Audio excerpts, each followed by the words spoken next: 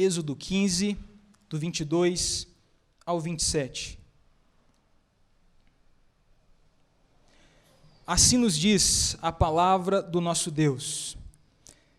Fez Moisés partir a Israel do Mar Vermelho e saíram para o deserto de Sur. Caminharam 3 dias no deserto e não acharam água. Afinal chegaram a Mara. Todavia não puderam beber as águas de Mara, porque eram amargas. Por isso chamou-se-lhe Mara. E o povo murmurou contra Moisés, dizendo: que havemos de beber? Então Moisés clamou ao Senhor, e o Senhor lhe mostrou uma árvore. Lançou a Moisés nas águas, e as águas se tornaram doces. Deu-lhes ali estatutos e uma ordenação, e ali os provou. E disse: se ouvires atento à voz do Senhor teu Deus, e fizeres o que é reto diante dos seus olhos, e deres ouvido aos seus mandamentos, e guardares todos os seus estatutos, nenhuma enfermidade virá sobre ti, das que enviei sobre os egípcios, pois eu sou o Senhor que te sara. Então chegaram a Elim, onde havia 12 fontes de água e 70 palmeiras, e se acamparam junto das águas. Oremos, meus irmãos, mais uma vez, brevemente. Senhor, nós te louvamos por esse ajuntamento, podermos estar aqui, te render louvores, ler a tua palavra, orar, derramar o nosso coração na sua presença e recebermos, ó Pai, a tua palavra que inunda o nosso ser, que nos transforma, tua palavra que é perfeita, que é viva, que é eficaz, penetra o mais profundo do nosso ser. Senhor, tem misericórdia, Deus, do teu servo que anunciará a tua palavra nesse momento. Cuida, Deus, para que o teu Espírito ilumine o nosso coração, nos livrando de toda e qualquer distração, para que nos concentremos, ó Pai, à mensagem que o Senhor tem a nós. Sabemos, ó Pai, que já somos ricamente abençoados apenas pela simples leitura da sua palavra, porque ela fala por si só. Mas usa de misericórdia para com o teu servo, ó Deus, para que a tua palavra seja explicada e tornada mais clara aos irmãos. Que teu Espírito nos auxilie, ó Pai, para isso. Assim nós oramos e agradecemos em nome de Jesus. Amém. Amém. Irmãos, quem nunca passou por uma situação amarga na vida? Às vezes até literalmente, mas quem nunca já passou por uma situação amarga na vida? Você já provavelmente deve ter passado por isso. Mas imagine primeiro, imagine que tudo está bem, a família está bem, o seu casamento está tudo bem, para aqueles que vão se casar também o casamento está marcado, ou aqueles que já acabaram de se casar, o emprego está garantido, aquele que estava desempregado conseguiu um bom emprego, o emprego dos sonhos, as despesas estão todas controladas, na faculdade está tudo indo muito bem, os filhos estão indo bem na escola, você está cercado de amigos, o planejamento para aquele ano está perfeito, tudo doce, até que as coisas começam a ficar um pouco amargas. A família passa por crises, o casamento logo no primeiro ano começa a passar por graves problemas, o emprego já garantido já não está tão garantido assim, aquele que estava empregado por algum motivo perde o seu emprego, as despesas começam a sair um pouco do controle devido a gastos inesperados que fogem do seu planejamento. Na faculdade, na escola, os teus amigos começam a te abandonar, começam a te excluir devido aos seus princípios cristãos. Um ente querido falece, uma notícia ruim de enfermidade assola você, enfim. Várias são as situações de amargura da nossa vida. Olhem para o começo do ano de 2020, por exemplo. Poderíamos até pensar, o ano de 2020 seria até melhor do que o ano de 2019, que foi um ano ruim. Foi assim até meados de fevereiro e março de 2020, até se alastrar o coronavírus. Daí em diante tudo mudou. Ainda hoje, em 2021, temos experimentado o cálice amargo da Covid-19. E que dias, irmãos, amargos nós temos enfrentado? Nos causou e tem nos causado muitos problemas. Lojas fechadas, igrejas tendo que reduzir as suas programações, desemprego, falência de muitas empresas, mortes, etc. Temos voltado, meus irmãos, a um novo normal, mas aos poucos, as várias sequelas amargas do coronavírus são presentes no nosso contexto, meus irmãos. Pois bem, meus queridos, da mesma forma que às vezes enfrentamos situações amargas, o povo de Israel, os hebreus aqui, também passaram por uma situação semelhante. uma situação literalmente amarga. Depois de passarem vitoriosamente pelas águas do Mar Vermelho, agora eles passam pelas águas amargas de Mara. Mas ao mesmo tempo podemos perceber aqui que o Senhor é quem está guiando o povo dele. Cada passo que o povo dá aqui são passos guiados pelo Senhor. Eles não passaram lá por acaso. E é através de uma situação amarga como essa, através de uma situação amarga como essa que o Senhor mostra a sua presença gloriosa e ensina coisas importantíssimas ao seu povo naquela caminhada. Bom, meus queridos, para contextualizarmos um pouco, como nós sabemos, o povo israelita se estabeleceu lá no Egito, quando José, Jacó e seus demais filhos se mudaram para lá. Mas levantou-se um novo rei no Egito, que não conhecia José, como podemos ver lá em Êxodo 1, capítulo 1, verso 8. E como o povo de Israel crescia numerosamente a ponto de assustar um pouco o faraó, o que aconteceu naquele momento? O povo é escravizado, irmãos, por mais de 400 anos, longos 430 anos. Então o Senhor convoca Moisés para libertar o seu povo, tanto para que adore a Deus, para que se cumprisse a promessa feita ao seu servo Abraão, que eles possuíssem uma terra que mana leite e mel, a terra prometida. Então, como já sabemos, o Senhor realiza vários prodígios em meio ao seu povo, em meio aos egípcios, para que Faraó deixasse o seu povo ir embora. Lemos sobre as pragas, as 10 pragas que assolaram o Egito, o poder de Deus sobre e contra os deuses egípcios, a morte dos primogênitos e, por último, presenciamos o grande milagre que nós acabamos de ler aqui, esse cântico de Moisés, quando eles atravessam o Mar Vermelho de pés enxutos. Diante disso, irmãos, percebemos que o texto que acabamos de ler se passa logo após a travessia do Mar Vermelho. É interessante notarmos que os israelitas, eles estavam alegres. Eles entoaram um cântico ao Senhor. Como podemos ver resumidamente no verso 1 e no verso 11. Eles disseram: então entoou Moisés e os filhos de Israel este cântico ao Senhor, e disseram: cantarei ao Senhor porque triunfou gloriosamente, lançou no mar o cavalo e o seu cavaleiro. Ó Senhor, no verso 11, quem é como tu entre os deuses? Quem é como tu glorificado em santidade, terrível em feitos gloriosos que operas maravilhas? Agora, depois dessa travessia do Mar Vermelho, o povo continua a caminhada rumo ao Monte Sinai, onde ali receberão a lei do Senhor por meio de Moisés, e depois rumo à terra prometida. E essa caminhada até o Monte Sinai, que vai do capítulo 15 até o final do capítulo 18, essa caminhada dura por aproximadamente 3 meses, esses 3 próximos capítulos. E nós sabemos que essa caminhada continuará por longos 40 anos. E então, aqui nessa caminhada, que é narrada do capítulo 15 até o capítulo 18, o Senhor começa a realizar alguns testes com o seu povo. O Senhor quer provar o seu povo a fim de ensinar-lhes algumas lições. Mas também é nessa caminhada, meus irmãos, que nós vemos muitas vezes o povo reclamando com Moisés. Vemos o agir de Deus, vemos a presença do Senhor e ao mesmo tempo vemos o povo murmurar, reclamar por água, por comida, por proteção, quando os amalequitas vêm contra o povo de Deus, um pouco mais à frente, e assim por diante. Irmãos, não se engane, irmãos. Quem guiou o povo de Israel pelo deserto foi ninguém mais, ninguém menos do que o próprio Deus. Não pense que Deus não sabia que a caminhada no deserto seria um pouco difícil, árida, seca. Não pense que o Senhor não sabia que as águas de Mara eram amargas. Cada passo do povo era conduzido por Deus, assim como nós cremos que cada passo nosso é conduzido pelo Senhor. Mas sabemos também que assim como lá, o Senhor também nos ensina lições riquíssimas por caminhos amargos que enfrentamos em nossa vida. E por que às vezes o Senhor nos conduz por caminhos amargos, por situações amargas?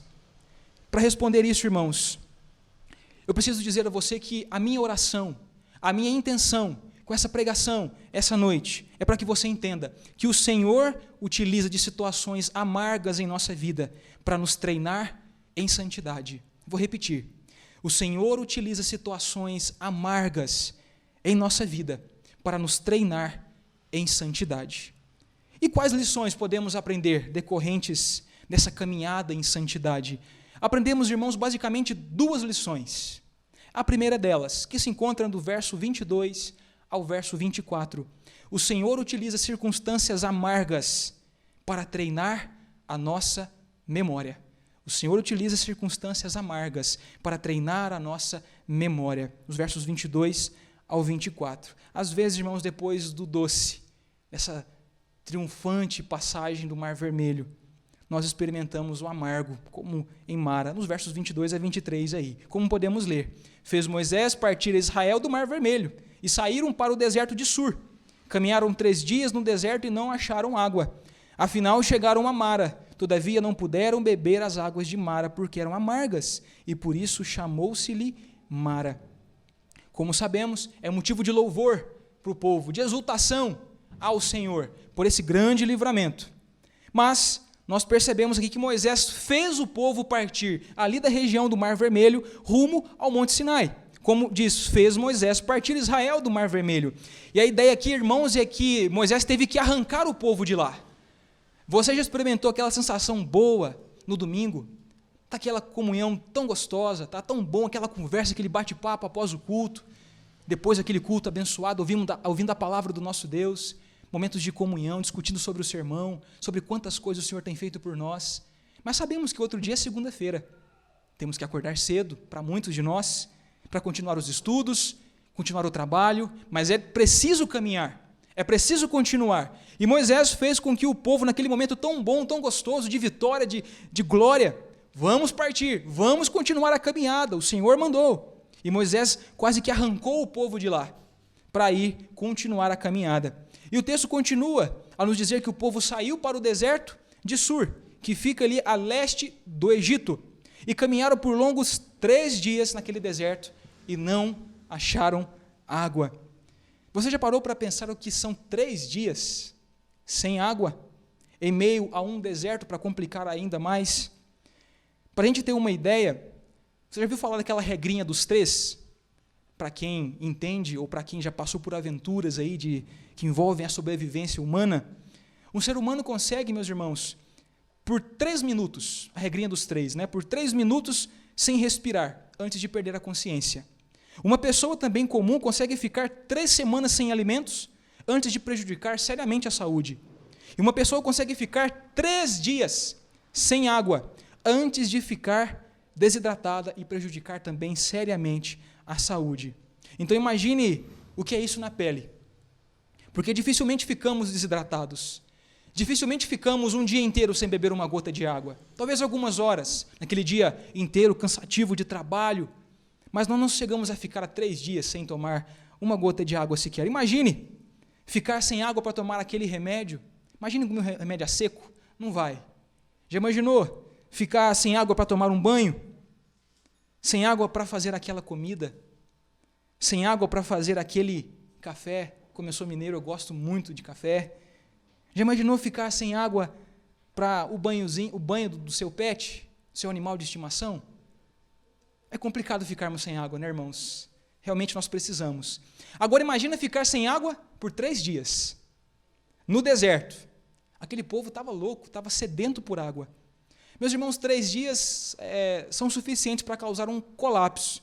Já imaginou ficar 3 dias sem um supermercado? Para quem depende diariamente de fazer ali as suas compras ou semanais ou diárias. Já imaginou ficar 3 dias sem um metrô? Lembro que ano passado, provavelmente no mês de julho, final de julho, houve uma greve no metrô, mas durou algumas horas. E já foi suficiente para causar um colapso nos metrôs de São Paulo. Já imaginou ficarmos 3 dias sem o metrô? Para aqueles que dependem para o trabalho ou qualquer outra coisa? De fato, meus irmãos, é muita coisa. Mas o texto continua e diz que depois de 3 dias eles encontraram o quê? Eles encontraram água. Imagine a alegria, imagina que festa. Mas, irmãos, é como o pregador Emílio Garófalo, ele diz, imagina aquele povo chegando, correndo, sedento por água, e quando dá aquela golada de água, vocês imaginam que foi um golinho ou golão? Foi golão, com certeza.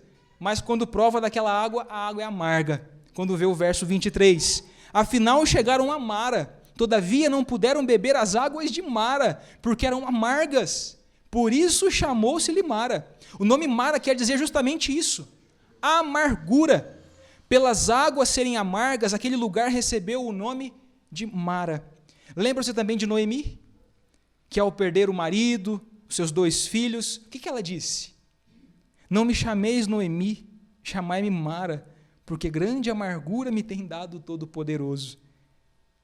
Mara significa amargura. Imagine a decepção do povo, que água horrível, não havia opção, não havia outra nascente ali, apenas aquela, as águas de Mara.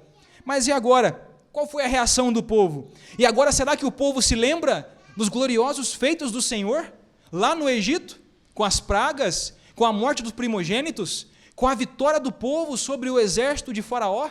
O povo acabou de cantar, irmãos. Será que eles se lembraram? Ah, não, o Senhor pode transformar essas águas amargas em águas doces. Será que o povo fez isso? Não. O povo murmurou. Talvez até pensassem, melhor é lá no Egito. Tinha carne, tinha pão, tinha água. Irmãos, não tinham nada. Eram escravos. Que conforto um escravo tinha? E mais uma vez o povo murmurava contra Moisés. E automaticamente eles murmuram contra o próprio Senhor. Aqui notamos, irmãos, que as situações amargas da vida, elas não são o principal problema. As situações amargas da vida não são o principal problema. Sabe por quê? Porque as situações amargas, elas revelam a verdadeira amargura, a amargura do coração. Não eram as águas que, sim, de fato eram amargas, mas não era apenas a situação que era amarga, mas o coração do povo era amargo. E o povo murmurou contra Moisés, dizendo, lá no verso 24, o que havemos de beber, Moisés?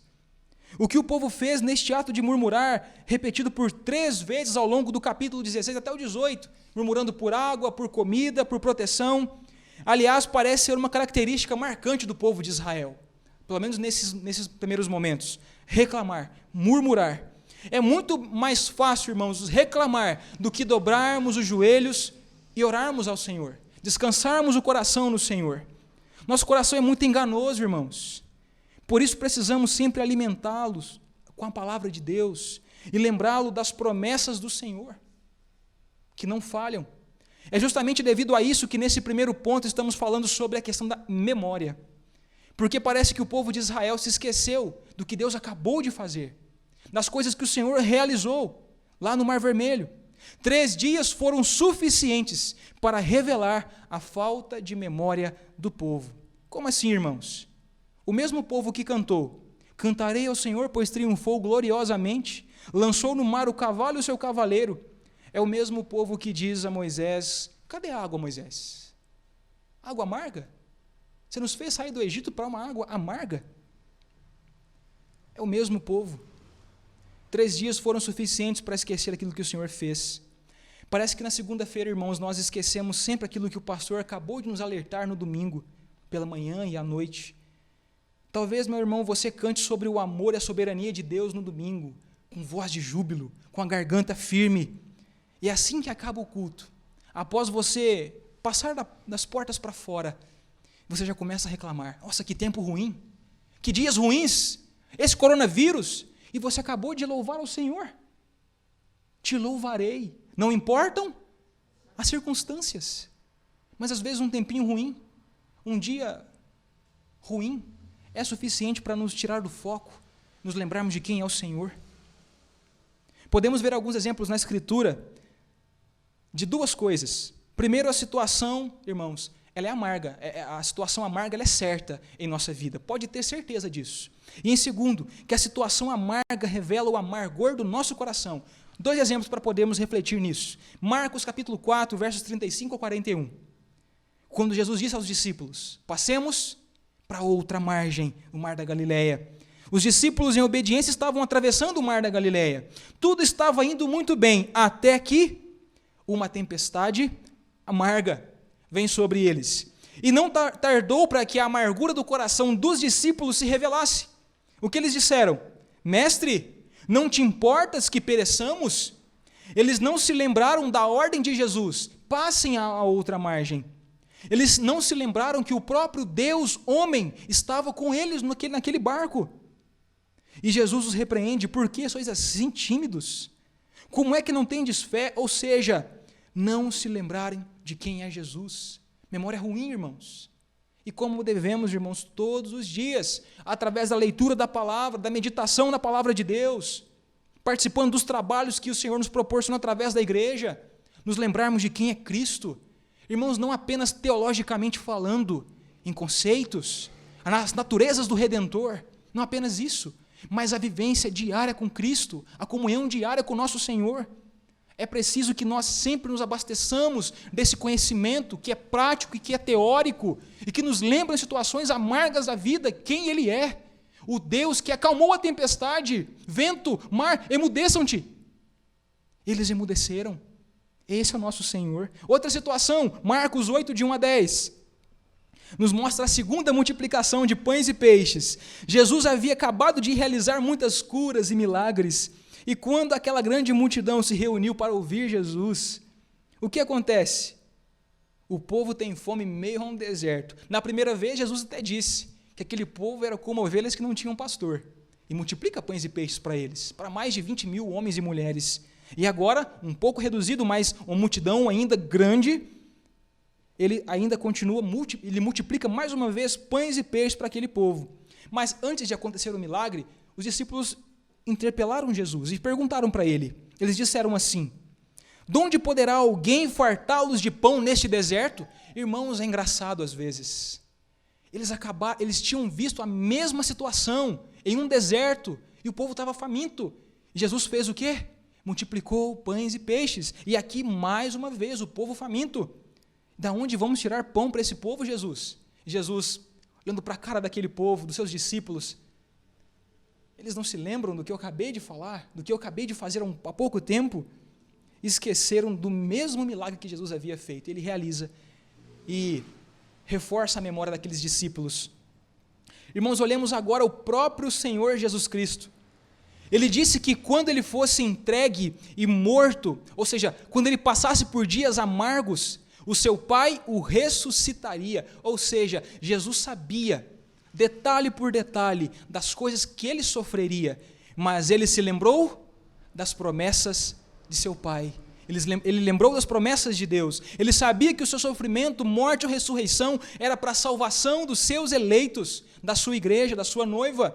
Nesse sentido, se lembre de Jesus, haja como ele, porque aquele de fato passou por dias altamente amargos. Mas ele se lembrou das promessas de seu Pai.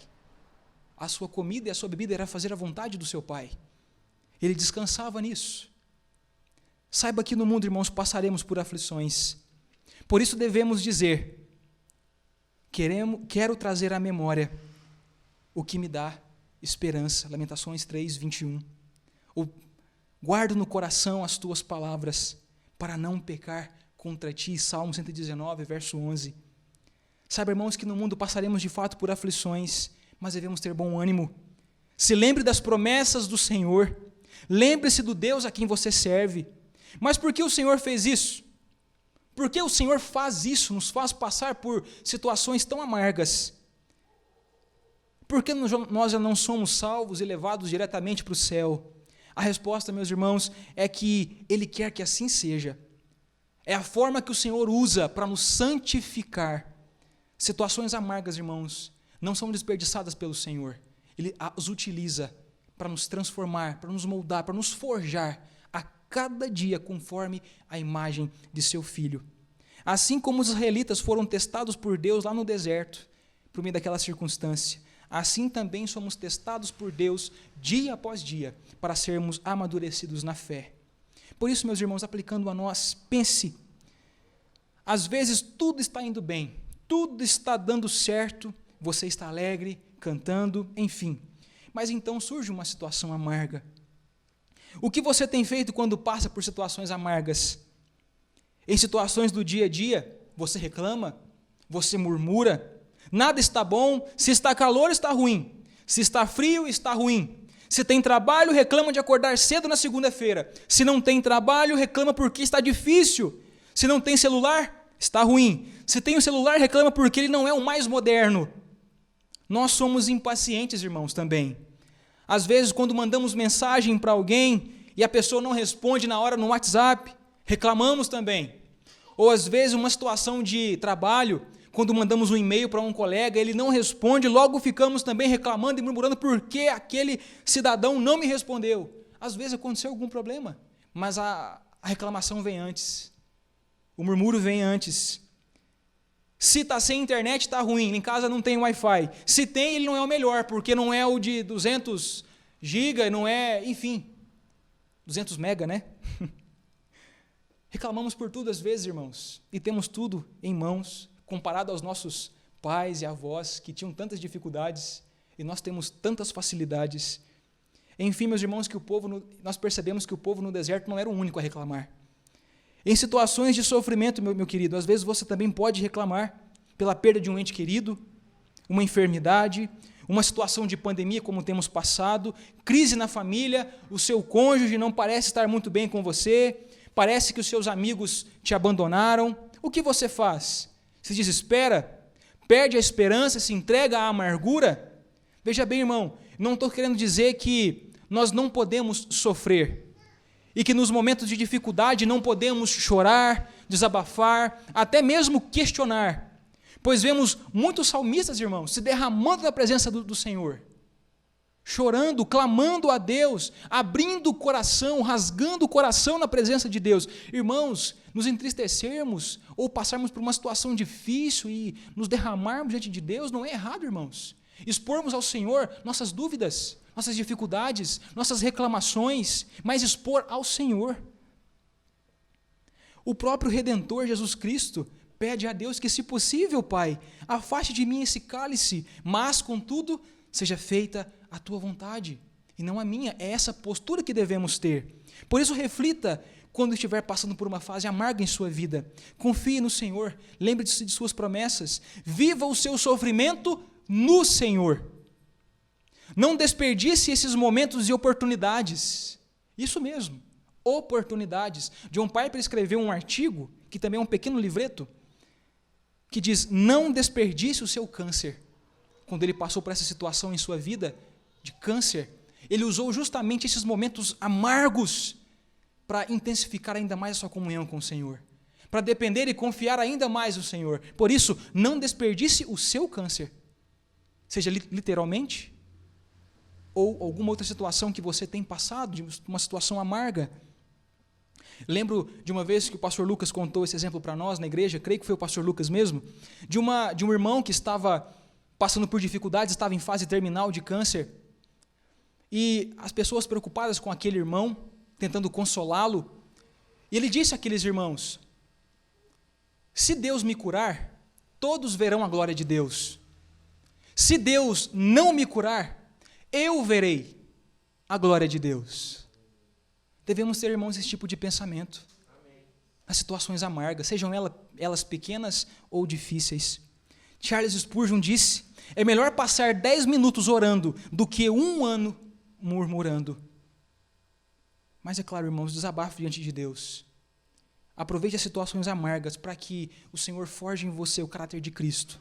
E assim, irmãos, nós vimos então que após aquela travessia do Mar Vermelho, o povo atravessa e já lidar logo com as águas amargas de Mara, eles reclamam, mostram a amargura do coração deles, e o Senhor então tenta refrescar aqui a memória do povo, ou tentar lembrá-los daquilo que eles não se lembraram, desses prodígios que o Senhor fez, e o povo murmura, mas mesmo assim Deus mostra a sua misericórdia. E agora, no segundo e último ponto, podemos ver o grande milagre que o Senhor realiza em meio ao seu povo. Deus conduz o seu povo em meio a situações amargas para um amadurecimento, irmãos. Por isso, podemos ver agora, em segundo lugar, que o Senhor utiliza situações amargas para treinar a nossa obediência a Ele. Ele treina a nossa memória. E agora, em segundo lugar, Ele treina a nossa obediência a Ele, dos versos 25 ao verso 27. Podemos ver aí no verso 25 o milagre em si. Então Moisés clamou ao Senhor, e o Senhor lhe mostrou uma árvore. Lançou a Moisés nas águas, e as águas se tornaram doces. Como vimos, irmãos, o povo murmurou contra Moisés e questionou sobre as águas amargas. Moisés, então, ao invés de reagir violentamente contra o povo, chutando o balde, porque Moisés, de fato, era o líder do povo. Imagina Moisés, que povo chato, só murmura o tempo todo. Poderia ficar estressado, talvez, por aquela situação, mas ele clama ao Senhor, coloca aquela situação diante do Senhor. E aqui também, meus irmãos, nós podemos ver o papel do líder. Seja você líder em sua própria casa, algum grupo que você faz parte, ou na própria igreja, às vezes situações amargas vêm sobre você, e você como líder tem que tomar uma decisão. Por isso tome decisões sábias, recorra ao Senhor, coloque as situações diante do Senhor.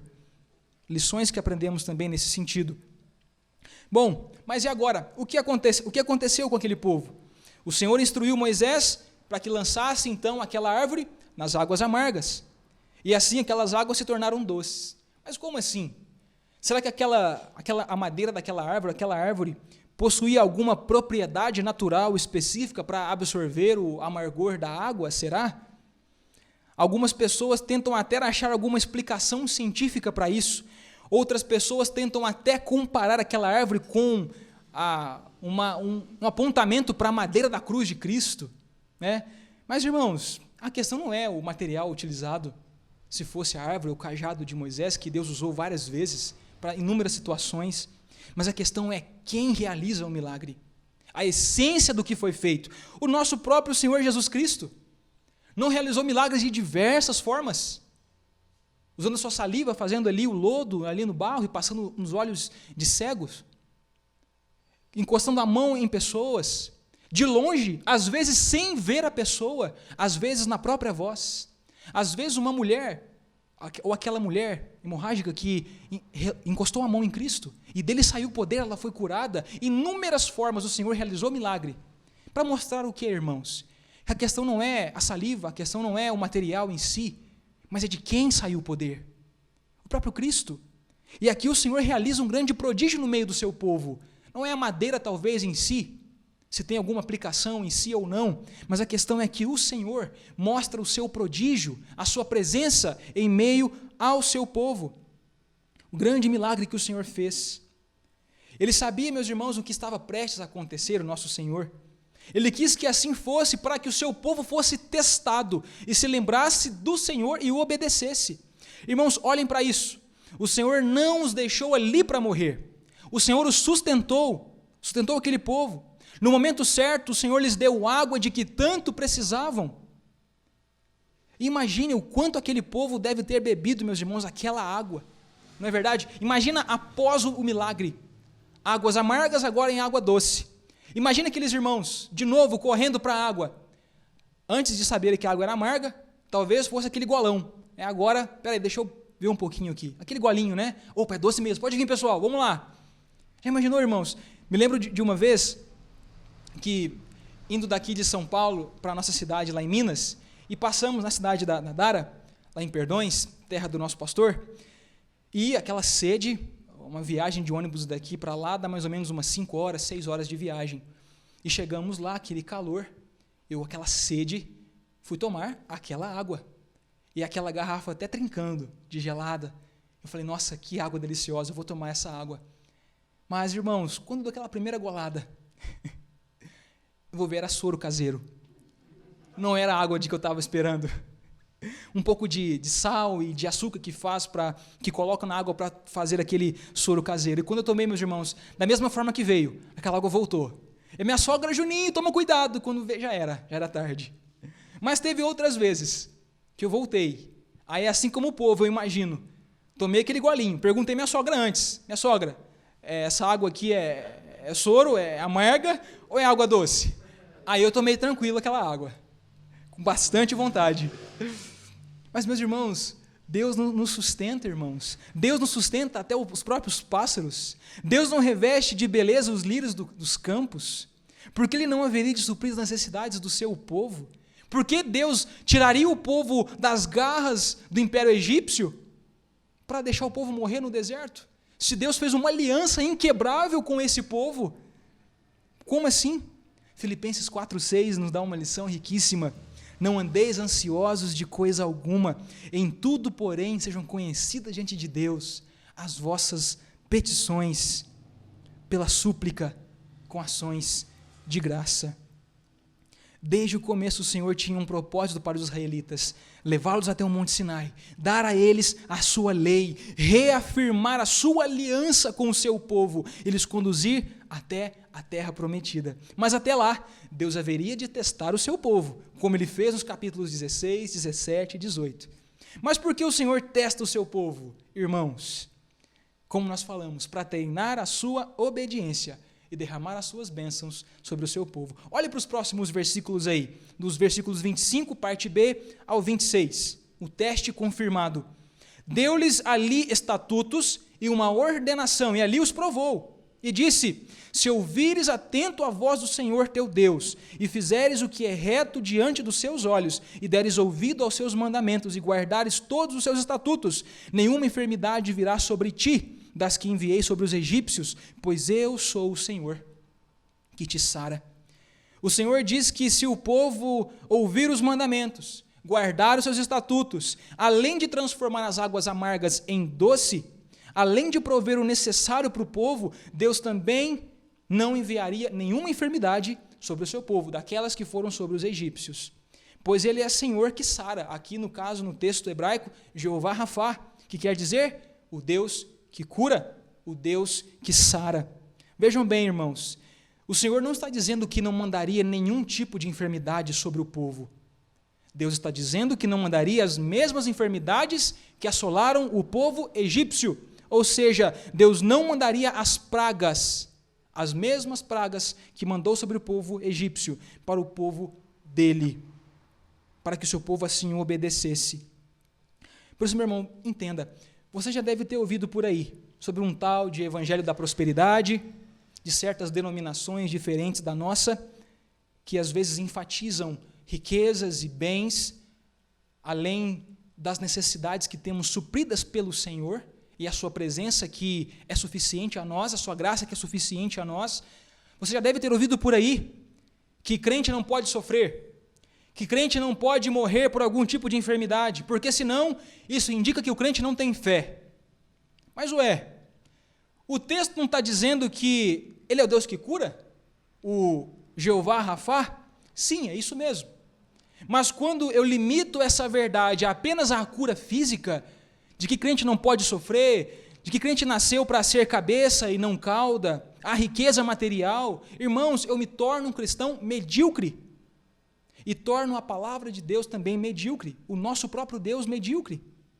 Irmãos, quantos de nós, ou pessoas próximas a nós, já não tiveram febre, resfriado, dor de cabeça, câncer, coronavírus?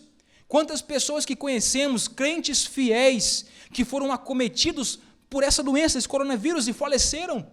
Pessoas bem próximas a nós. Será que eles não tiveram fé? Ou tiveram pouca fé? Certamente não, irmãos. Muitas pessoas foram curadas sem sequer demonstrarem um pingo de fé. E outra coisa, quantas pessoas que não creem em Deus e que morrem de velhice, sem nenhuma doença séria, pode acontecer também. O que eu quero dizer com isso, meu irmão? Que nós não devemos ter fé, então, já que o ímpio também pode morrer de velhice? Para que eu vou usar minha fé? Não é isso.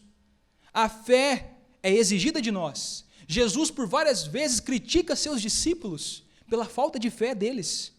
Mas não é só isso, irmãos. A questão é, nós não podemos limitar o poder do Deus que sara, do Jeová Rafá, apenas a questões meramente físicas ou a questões meramente de nosso interesse. Nosso Deus é maior que isso. O Deus que cura, o Jeová Rafá, é aquele que não apenas nos sustenta e pode nos curar aqui e agora, porque Ele pode certamente o fazer se Ele quiser. Essa não é a nossa discussão aqui.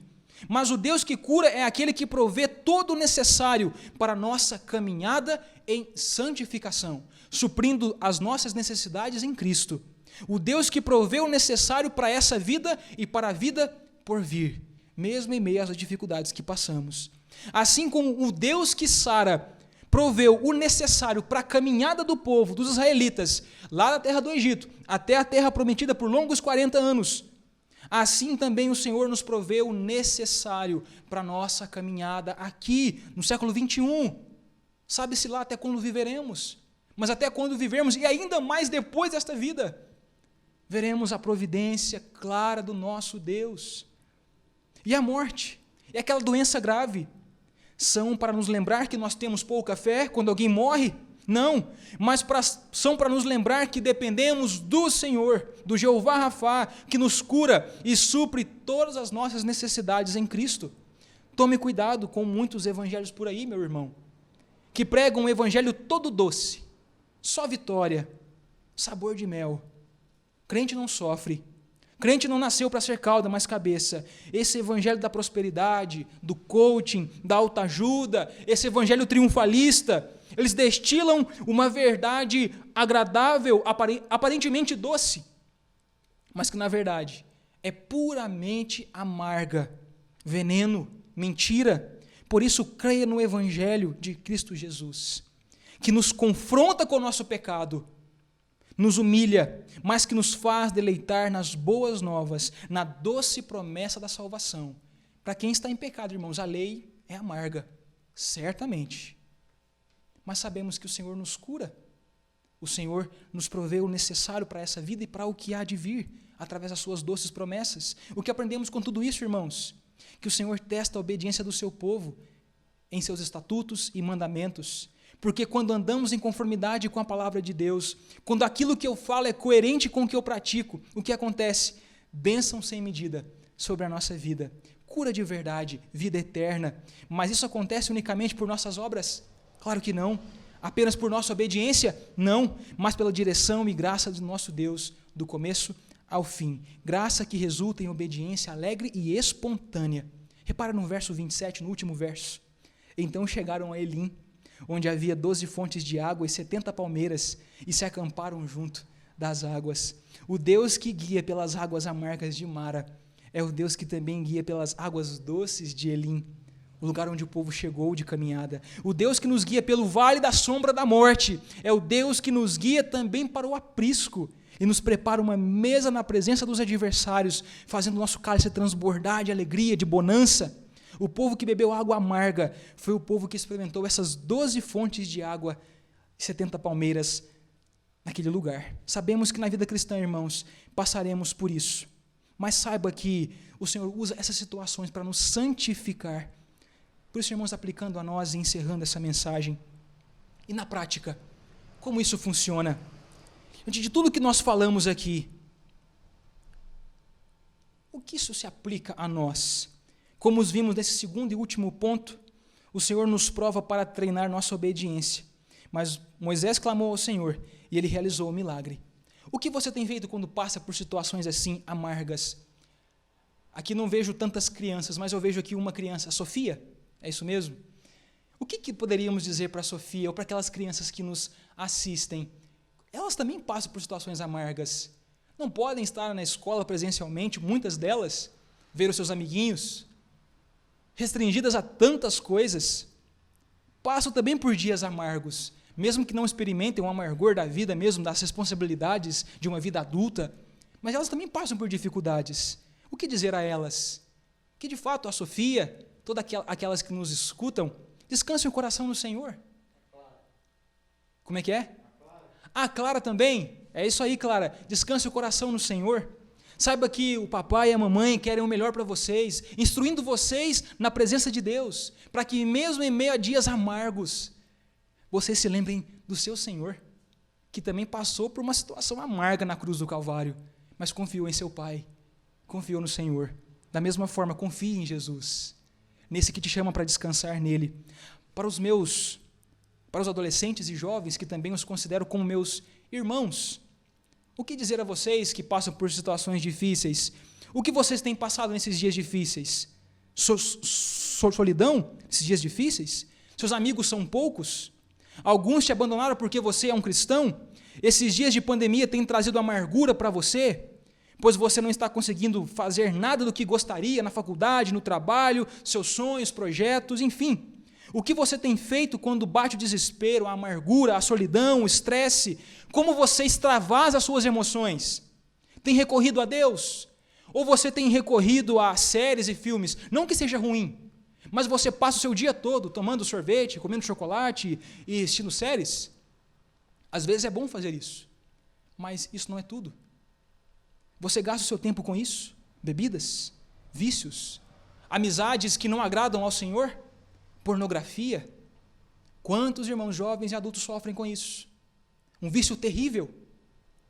Se você tem extravasado as suas emoções nisso, eu peço a você que reflita na palavra de Deus e extravase as suas emoções diante do Senhor. Recorra ao Senhor. Em dias amargos, recorra ao doce evangelho e à doce presença do Senhor. E tome cuidado com todas essas aparências de coisas que são doce, que oferecem coisas agradáveis à carne, mas satisfaças no Senhor. Aos meus irmãos mais velhos, mais idosos, que considero como pais para mim, até mesmo avós, muitos às vezes perderam seu emprego, muitos não podem sequer estar à igreja devido às restrições de isolamento, muitos às vezes têm filhos desviados do caminho do Senhor e passam por dias amargos em ver o filho desviado dos caminhos do Senhor, que poderiam estar muito bem aqui conosco, louvando a Deus. Mas eu gostaria de dizer a vocês que o Senhor sabe da situação de cada um de vocês. Ele sabe de todas as situações que têm deixado amargura e angústia no seu coração. Mas se lembre das doces palavras de Cristo. Vinde a mim todos os que estáis cansados e sobrecarregados, e eu os aliviarei. Jesus é aquele que desde o seu nascimento, irmãos, desde a manjedoura, experimentou a amargura na sua vida. Deixou a sua glória, se fez servo. Deixou a doçura do céu para experimentar a amargura do sofrimento humano.